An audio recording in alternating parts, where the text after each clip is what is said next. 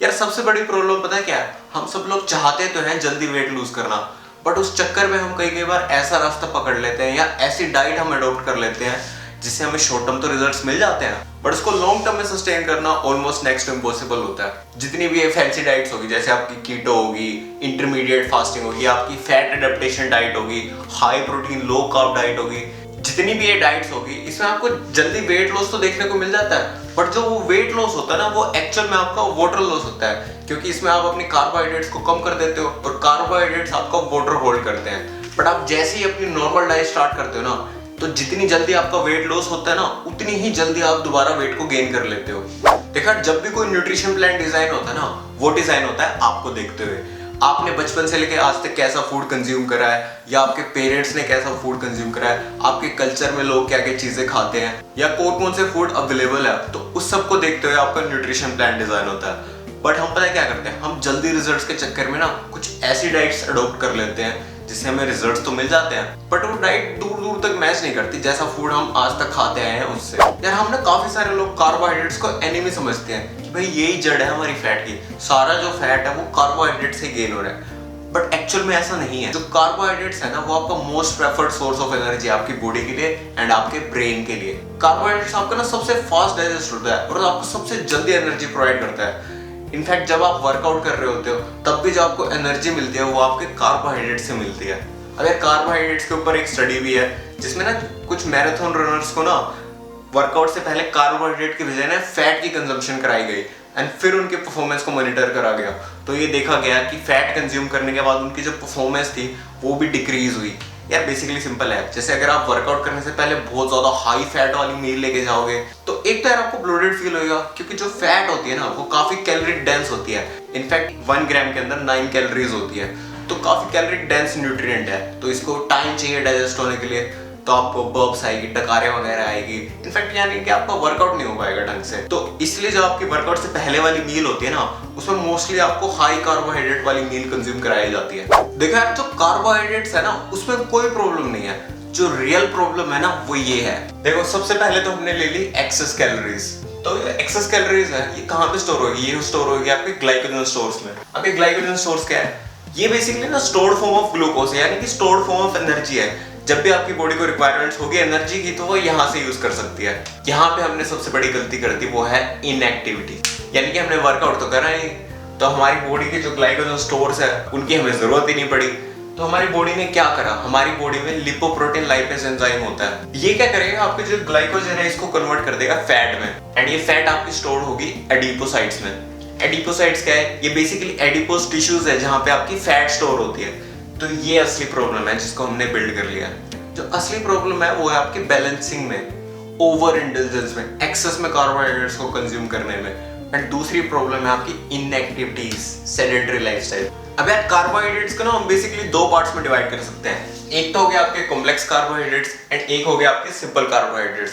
जो complex carbohydrates होते हैं ना उनको टाइम लगता है डाइजेस्ट होने में, एंड जो सिंपल कार्बोहाइड्रेट्स है वो बहुत जल्दी डाइजेस्ट हो जाते हैं। जो कॉम्प्लेक्स कार्बोहाइड्रेट्स होते हैं ना वो आपको काफी लंबे टाइम तक एनर्जी प्रोवाइड करते हैं एंड आपको भूख भी जल्दी नहीं लगती, लेकिन जो सिंपल कार्बोहाइड्रेट्स होते हैं वो बड़ी आपको जल्दी एनर्जी प्रोवाइड करते हैं एंड उतनी ही जल्दी आपको दोबारा से भूख भी लगनी स्टार्ट हो जाती है। कॉम्प्लेक्स कार्बोहाइड्रेट्स होते हैं ना, उसका जो ग्लाइसेमिक इंडेक्स है ना वो लो होता है। या ग्लाइसेमिक इंडेक्स सिंपल है, मतलब कोई भी फूड आपके इंसुलिन को कितनी जल्दी स्पाइक कर रहा है या आपको कितनी जल्दी आपकी बॉडी में वो एब्जॉर्ब हो रहा है, तो उसको हम ग्लाइसेमिक इंडेक्स बोल देते हैं। जो कॉम्प्लेक्स कार्बोहाइड्रेट्स है उसका ग्लाइसेमिक इंडेक्स लो होता है, यानी कि इतनी जल्दी आपको एनर्जी प्रोवाइड नहीं करेगा वो। लेकिन जो सिंपल कार्बोहाइड्रेट्स है उसका हाई ग्लाइसेमिक इंडेक्स है, क्विक आपको एनर्जी प्रोवाइड करेगा।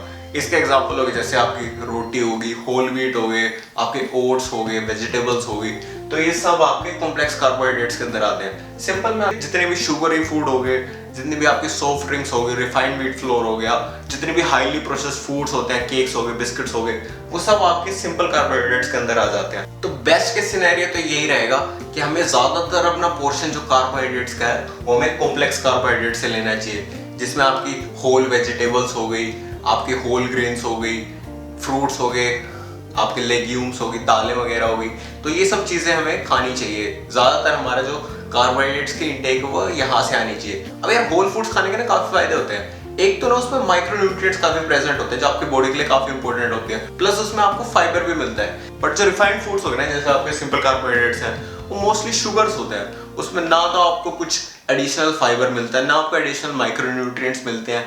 बेसिकली क्या है, वो एम्प्टी कैलोरीज होती है। बाकी आपको ना एक सच बात बताता हूँ, जो इंडियन डाइट है ना वो बहुत ज़्यादा पावरफुल है, क्योंकि इंडिया में हम चीज़ों को ना कॉम्प्लेक्स तरीके से कंज्यूम करते हैं। जैसे नॉर्मली एक थाली का एग्जांपल ले लेते हैं, उसमें दाल हो गई, चावल हो गई, चपाती हो गई, सब्जी हो गई, सैलेड हो गई, तो हम चीज़ों को कॉम्प्लेक्स करके खाते हैं। तो इससे पता है क्या फ़ायदे होते हैं? एक तो जो आपके माइक्रो न्यूट्रिएंट्स है वो आपको भर भर के मिल जाते हैं, फाइबर की क्वांटिटी आपको भर भर के मिल जाती है। एंड इंडियन डाइट में पता क्या होता है, जो आपके विटामिन बी कॉम्प्लेक्सेस है ना वो आपको बहुत अच्छी क्वांटिटी में मिलते हैं, यानी कि आपको एडिशनली मल्टीविटामिन से लेने की जरूरत नहीं पड़ती। तो इंडिया ब्लेस्ड है यार होल ग्रेन से, इतने सारे आपके पास कार्बोहाइड्रेट्स के अच्छे ऑप्शंस अवेलेबल है, तो उनको कंज्यूम करो ना यार, क्यों छोड़ देते हो कीटो के चक्कर में। बट इसका मतलब ये नहीं है कि आपको सिंपल कार्बोहाइड्रेट चाहिए ही नहीं। आई वुड से कि जो 80% आपकी इंटेक है वो आनी चाहिए कॉम्प्लेक्स कार्बोहाइड्रेट से, स्टिल आप 20% सिंपल कार्बोहाइड्रेट्स भी ले सकते हो। अभी 20% को आपने कहाँ पे लेना है? इसको लेना है आपने अपने वर्कआउट के आसपास।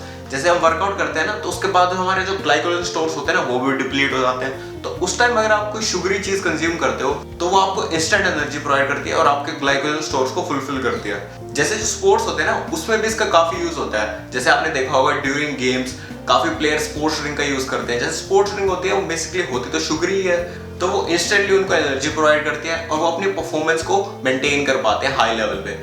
उस जगह भी आप यूज कर सकते हो अगर करना चाहो तो। अब यार हम कार्बोहाइड्रेट्स की बात कर रहे हैं तो हम फाइबर की भी बात कर लेते हैं। अब जो फाइबर है वो भी आपका एक टाइप ऑफ कार्बोहाइड्रेट ही है।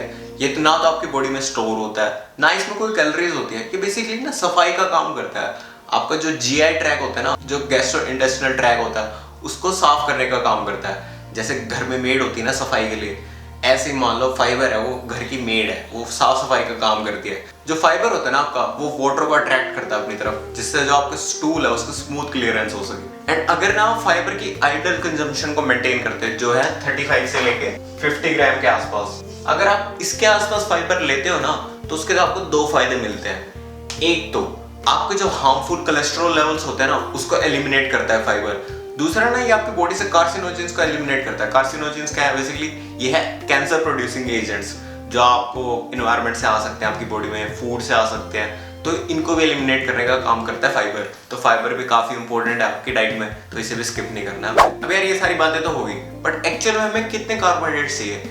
जो कार्बोहाइड्रेट्स की रिक्वायरमेंट है वो इंडिविजुअल टू इंडिविजुअल वेरी कर सकती है। हो सकता है मेरी कुछ और हो, आपकी कुछ और हो, बट आई वुड से कि 45 से लेके 65% आपकी डेली कैलोरिक इनटेक कार्बोहाइड्रेट से आनी चाहिए। अब मैं आपके साथ जनरल रिकमेंडेशन भी शेयर कर देता हूँ, जिससे आपको एक आइडिया लग जाएगा आपके लिए कितनी कार्बोहाइड्रेट की इनटेक सही है। सबसे पहले बात करते हैं नॉर्मल इंडिविजुअल्स की, जिनका लाइफस्टाइल सेडेंटरी है, जो कि आई होप आपका नहीं होगा। उनको चाहिए 3 ग्राम पर kilogram of body weight. Still इनको 3 ग्राम तो उनको भी चाहिए ही चाहिए। दूसरा आ गया मॉडरेट एक्टिविटी, यानी कि आधे घंटा आप ट्रेनिंग करते हो थोड़ी थोड़ी, तो स्टिल आपको 5 to 7 ग्राम्स के आसपास चाहिए। तीसरा आ गया हाई एक्टिविटी, यानी कि आपको 1 से 3 घंटे के बीच में हाई इंटेंस वर्कआउट होता है, तब आपको 6 ग्राम से लेके 10 ग्राम्स के आसपास कार्बोहाइड्रेट्स चाहिए पर किलोग्राम ऑफ बॉडी वेट। इसके बाद हम बात करते हैं एथलीट्स की। एथलीट में स्पेसिफिकली हम बात करते हैं मैराथन रनर्स की। जब उनकी पीक परफॉर्मेंस वाला टाइम होता है ना, तो उनकी जो कार्बोहाइड्रेट्स की इंटेक है वो 10 ग्राम्स पर किलोग्राम ऑफ बॉडी वेट तक भी चली जाती है, यानी कि काफी ज्यादा उनकी कार्बोहाइड्रेट्स की इंटेक हो जाती है, क्योंकि उस टाइम आप उनको अपनी पीक परफॉर्मेंस देनी होती है ना, तो उनकी जो कार्बोहाइड्रेट्स की रिक्वायरमेंट्स है वो भी काफी ज्यादा हो जाती है। तो गाइस आई होप आपको आज की वीडियो से कार्बोहाइड्रेट्स रिलेटेड कुछ नई अंडरस्टैंडिंग आई हो, एंड अब आप स्मार्टली अपने कार्बोहाइड्रेट्स को कंज्यूम कर पाओगे। So guys thank you so much for watching, bye.